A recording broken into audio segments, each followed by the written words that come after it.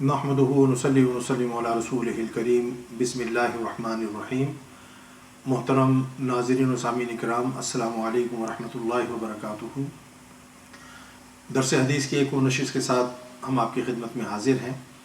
آج ہم پھر کتاب الادب المفرد سے والدین کے حقوق کے حوالے سے ایک اور حدیث پیش کریں گے۔ یہ حدیث حضرت ابو طفیل رضی اللہ تعالی عنہ سے مروی ہے۔ قال سئل علی رضی اللہ تعالی عنہ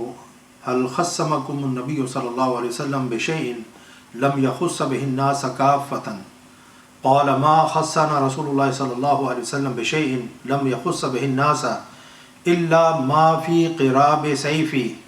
ثم اخرج صحیفة فاذا فیها مکتوب۔ حضرت ابو طفیل رضی اللہ تعالیٰ عنہ روایت کرتے ہیں کہ حضرت علی شیر خدا رضی اللہ تعالیٰ عنہ سے پوچھا گیا کہ کیا حضور نبی اکرم صلی اللہ علیہ وسلم نے آپ کو کوئی ایسی خاص چیز عطا فرمائی ہے، عنایت فرمائی ہے جو آپ کے علاوہ کسی اور مسلمان کو عطا نہ فرمائی ہو؟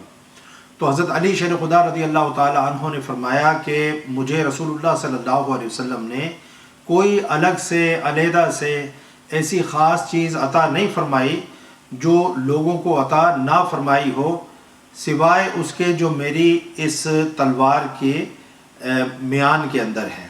ثم اخرج صحیفۃ، پھر آپ نے ایک کاغذ کا ٹکڑا وہ نکالا جو آپ کی تلوار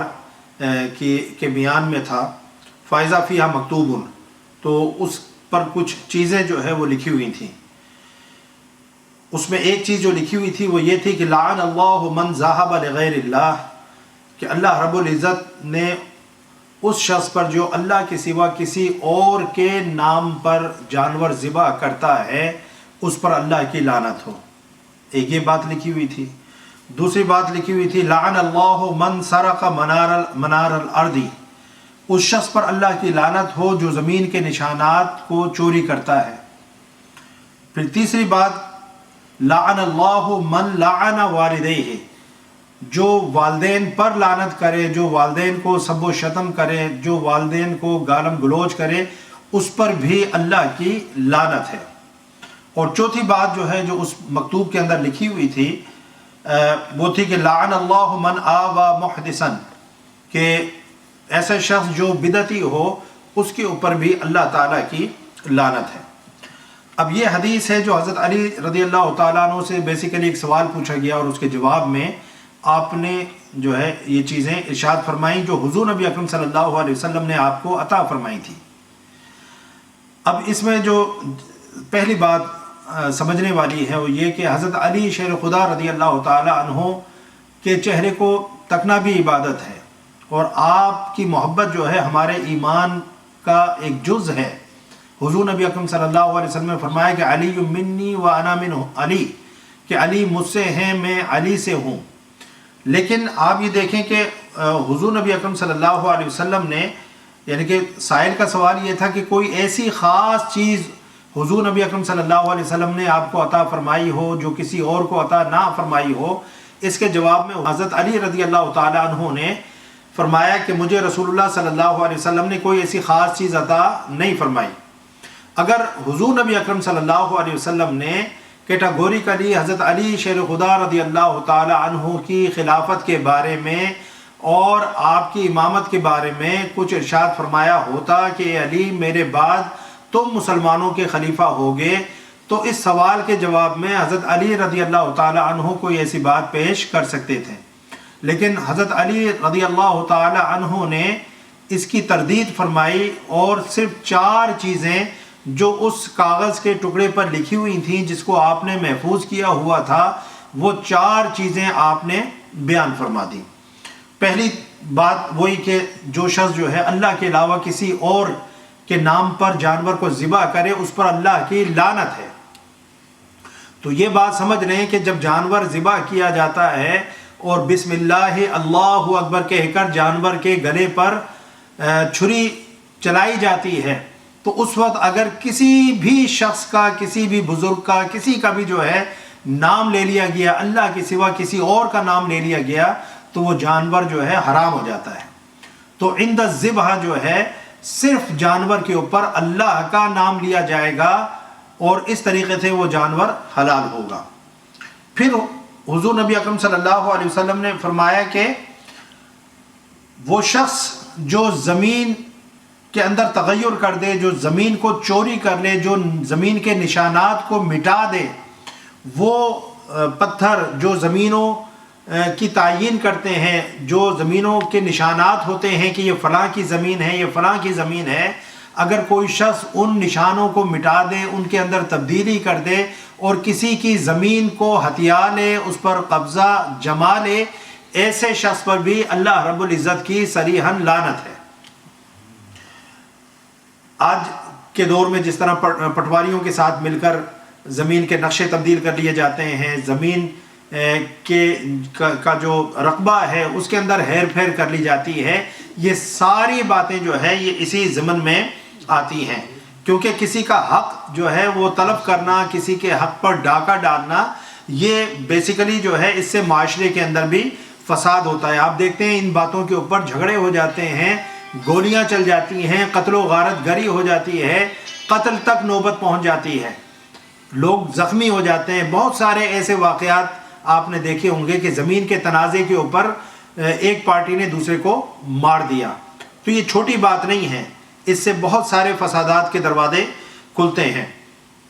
حضور نبی اکرم صلی اللہ علیہ وسلم نے فرمایا، بخاری شریف کی حدیث ہے کہ اگر کوئی شخص کسی کی ایک بالش زمین کے اوپر بھی قبضہ کرتا ہے تو اللہ تعالیٰ روز محشر 7 زمینوں کو اس توق بنا کر اس کے گلے کے اندر ڈال دیں گے۔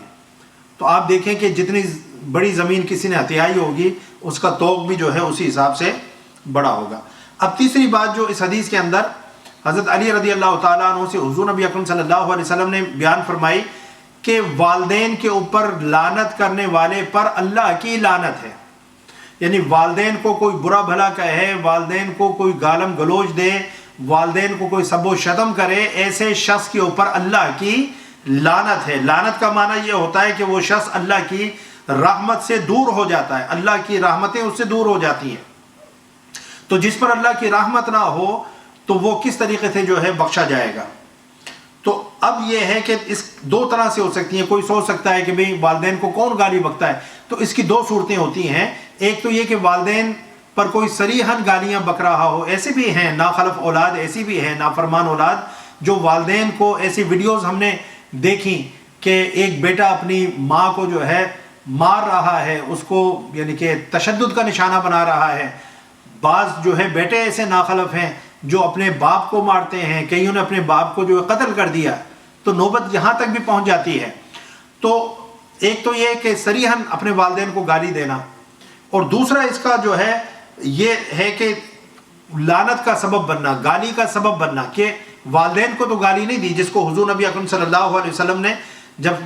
فرمایا، جب صحابہ کرام نے پوچھا کہ یا رسول اللہ کہ کوئی شخص جو اپنے والدین کو کس طرح گالیاں دے سکتا ہے، یہ تو پاسبل نہیں ہے، ممکن نہیں ہے، تو حضور نبی اکرم صلی اللہ علیہ وسلم نے فرمایا وہ دوسروں کے والدین کو گالیاں دیتا ہے اور وہ پلٹ کر اس کے والدین کو گالیاں دیتے ہیں۔ تو یہ شخص خود تو اپنے والدین کو ڈائریکٹ گالیاں نہیں دے رہا، لیکن چونکہ یہ دوسروں کے والدین کو گالیاں بک رہا ہے اور وہ پھر پلٹ کر اس کے والدین کو گالیاں بک رہے ہیں، تو یہ شخص جو ہے اپنے والدین کو گالیاں پڑوانے کا سبب بن گیا۔ تو اس طریقے سے جو ہے، تو ایسی اولاد جو یا تو ڈائریکٹ اپنے والدین کو گالیاں دے رہی ہو، جہاں قرآن میں اللہ نے فرمایا وَلَا تَقُلْ لَهُمَا اُفٍّ وَلَا تَنْهَرْهُمَا وَقُلْ لَهُمَا قَوْلًا كَرِيمًا۔ اسلام تو، قرآن تو اس کو اف کہنے کی بھی اجازت نہیں دے رہا کہ والدین کو تم لفظ اف، جس سے جو ہے کوئی تکلیف کا یعنی کہ اظہار ہو اور ایسا محسوس ہو جیسے تم والدین سے اکتا چکے ہو، تو ایسا لفظ بولنے کی بھی اسلام اجازت نہیں دیتا، چہ جائے کہ صریحاً والدین کو گالیاں دی جائیں۔ یہ ایک بہت بڑی یعنی کہ اللہ کی لعنت کا یہ بات جو ہے سبب بنتی ہے۔ پھر آخری بات کہ دین اسلام میں جو ہے حضور نبی اکرم صلی اللہ علیہ وسلم نے فرمایا کہ جو شخص جو ہے دین میں نئی چیزیں ایجاد کرتا ہے اس پر بھی اللہ تعالیٰ کی لعنت ہے۔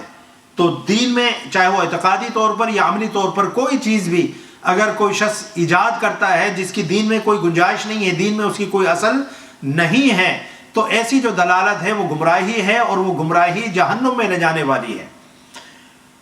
نہایا میں جو ہے محدث کا ایک معنی مجرم بھی ہے اور زمین میں فساد کرنے والا بھی اس کا معنی ہے۔ تو معنی یہ کہ کوئی شخص اگر کسی مجرم کو یا فسادی کو پناہ دے گا تو اس پر اللہ کی لعنت ہوگی۔ تو مجرموں کو، فسادیوں کو، قاتلوں کو، رسہ گیروں کو پناہ دینا یا ان کی پشت پناہی کرنا یہ بھی ایک بہت بڑا جرم ہے۔ آپ نے دیکھا ہوگا ہمارے یہاں بڑے بڑے جو لوگ ہیں، جو جاگیردار ہیں، جو انڈسٹریلسٹ ہیں، وہ ایسے غنڈوں کو ان کی پشت پناہی کرتے ہیں۔ بڑے بڑے گروہ بنے ہوئے ہیں ڈاکوؤں کے، اور ان کے پیچھے سیاستدان ہوتے ہیں، ان کے پیچھے سرمایہ دار ہوتے ہیں، اور وہ ان کو اپنے اغراض و مقاصد کے لیے استعمال کرتے ہیں۔ تو ایسے لوگ جو ایسے چوروں، چکوں، غنڈوں اور بدماشوں کی جو ہے سرپرستی کرتے ہیں، ان پر بھی اللہ کی لعنت ہے۔ تو اس حدیث کے اندر یعنی کہ حقوق والدین کے علاوہ یہ 3 چیزیں اضافی بیان کی گئیں جو حضرت علی رضی اللہ تعالیٰ عنہ کو حضور نبی اکرم صلی اللہ علیہ وسلم نے خاص طور پر عطا فرمائیں۔ اللہ تعالیٰ ہم سب کو جو ہے والدین کا ادب و احترام کرنے کی توفیق عطا فرمائے، اور ہمیں اپنی زبان کو، جب بھی ہم والدین کے لیے اپنی زبان کو کھولیں تو ہماری زبان میں بڑی نرمی ہو، بڑی چاشنی ہو، بڑی ملائمت ہو،